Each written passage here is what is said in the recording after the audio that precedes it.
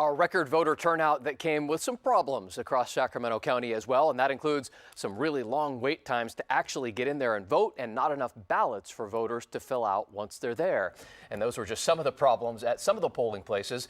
Thanks for being with us at 5. I'm Eric Harriman. And I'm Nikki Lorenzo. The polls closed at 8 o'clock last night, and now county workers across the state are counting thousands of ballots. But just minutes after those polls closed, races already had projected winners.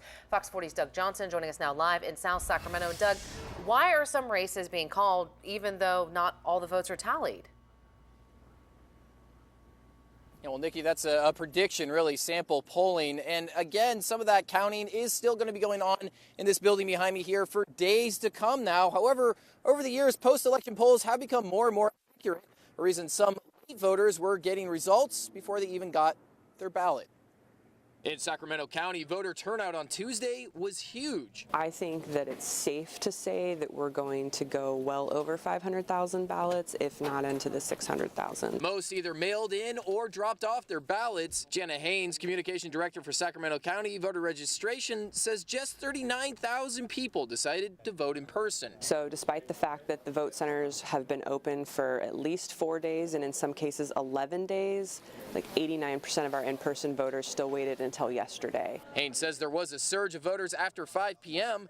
As these photos from Elk Grove show, some had to wait in line for up to 2 hours.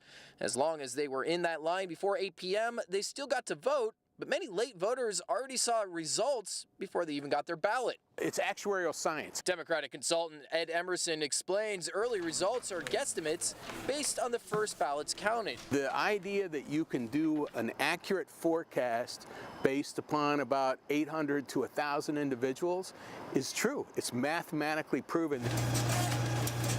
And in Sacramento County, that counting continues. Counted, we are probably less than 50%. All the ballots you see in this room have yet to be tallied. But while there's always outliers, Emerson says races which don't start out as very close don't typically change as more votes come in.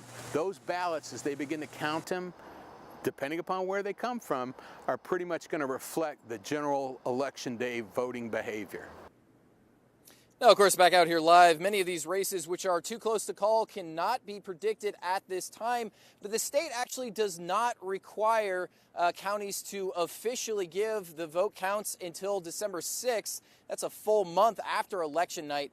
So again, none of these races are officially over until that time. Reporting live in South Sacramento tonight, Doug Johnson, Fox 40 News. Doug, thank you. And there were more than candidates.